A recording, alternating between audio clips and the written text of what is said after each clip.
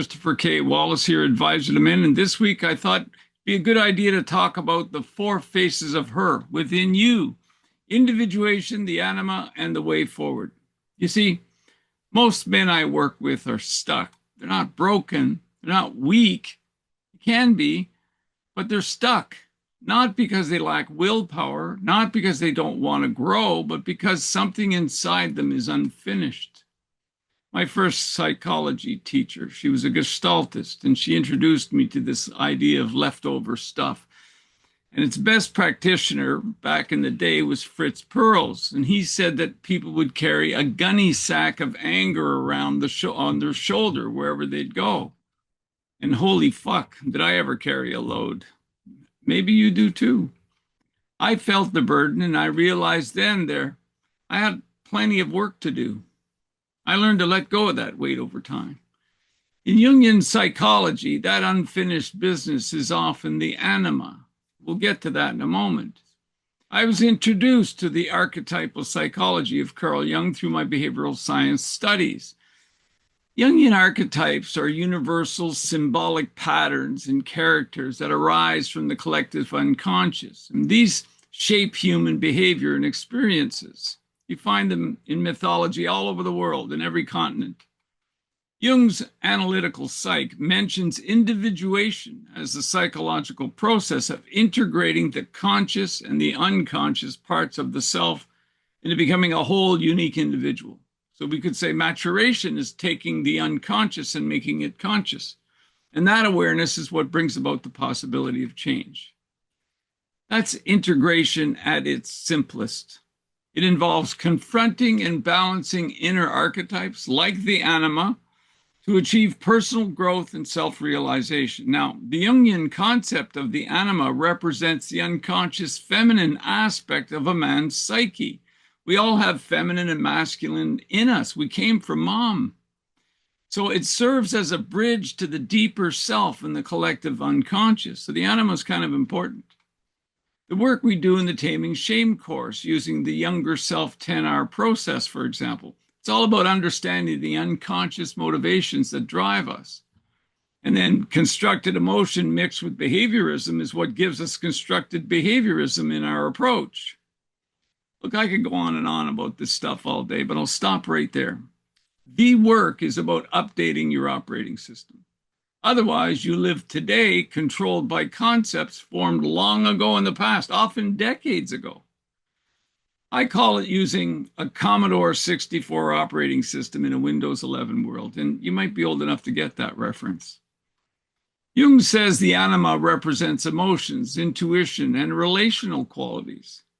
It influences how a man perceives and connects with women and his inner self, evolving through stages from Eve to Sophia as he matures. And I'm going to explain those. So the anima is the inner image of the feminine that every man carries inside him. She's not his fantasy. She's not a wish. She is the psychic counterpart to your masculine soul. If she's not integrated, she will distort your relationships. She will lure you into chaos or make you retreat into passivity. If she's integrated, she becomes your guide to wisdom, purpose, and love. Collaboration. Individuation means reconciling the parts of your psyche that have been split apart. It's not a goal you check off a list. It's a lifelong process of becoming more whole. One major part of that process is how your inner woman matures. Jung described, as I mentioned, 4 stages of anima development, naming them Eve, Helen, Mary, and Sophia. You'll recognize yourself in one of these, maybe more. So Eve is the mother. At this stage, a man seeks care, unconditional acceptance, and emotional security. Many men who are abandoned or smothered by their mothers are stuck there. They don't desire a partner, they desire to be soothed. Often this leads to addiction, dependency, or an inability to lead. Helen is the lover. Here a man is captivated by the beauty, youth, and sensual energy. He becomes driven by attraction. He judges women based on their looks. He chases validation from women instead of leading them. He fears aging because his anima is still adolescent. This man can be charming, but he's often insecure.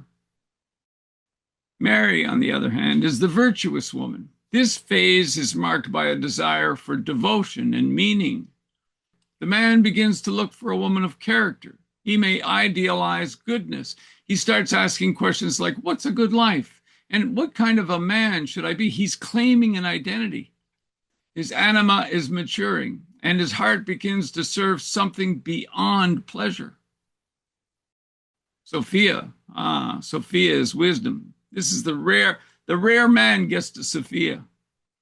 She's not beautiful in the youthful sense. She is radiant in the eternal sense. A man at this stage no longer projects fantasy onto women. He sees them as they are. He respects them, but he's no longer ruled by them. His inner feminine now guides him towards truth, meaning, wisdom, and deep alignment with life. Most men I see are stuck in Eve or Helen. They're either looking for a woman to mother them or a woman to turn them on. And get this, they rarely recognize that what they're seeking is already inside them. That's the purpose of individuation, not to find the perfect woman, but to become the integrated man. You cannot skip these stages, but you can stop getting stuck or bouncing around from one to the other. As long as you recognize it. Your anima will grow if you let her.